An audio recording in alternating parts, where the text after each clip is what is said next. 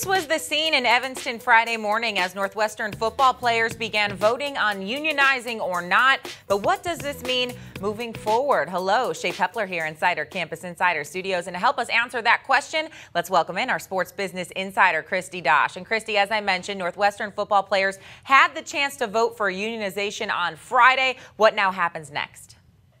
So we won't actually find out what happens today for a little while because they're going to impound the votes until the National Labor Relations Board in D.C. makes a decision about whether or not these student athletes really can unionize.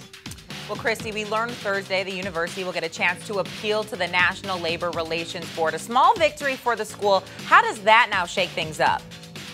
So it could be a while before this hearing takes place. I'm hearing anywhere from a month to an entire year. It sort of depends on how fast the National Labor Relations Board decides to move on this. They'll let both sides file briefs about why their opinion is correct, and then we'll get a decision from them either confirming what the National Labor Relations Board regional office in Chicago has already ruled, modifying that ruling, or reversing it altogether. So hypothetically speaking, Christy, should NU players vote yes, what will be the next step? So it'll take a majority of the 76 players who are voting today in order to unionize. If they do vote to unionize and the National Labor Relations Board in D.C. rules that they can indeed unionize, then as soon as that ruling comes down, they can ask the school to sit down and collectively bargain with them. That doesn't mean the school will agree to. The school says that they will fight this all the way through the federal court system to the United States Supreme Court if they have to.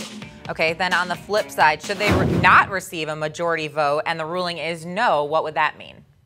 So even if the National Labor Relations Board in D.C. decides they can unionize, if the vote today doesn't come back with a majority in favor, they'll have to wait 12 months from today to vote again. Of course, then you'd have some new players, freshmen who are coming in this fall, seniors who are graduating, so there would be a different makeup of the team, and they would likely hold a vote again next year.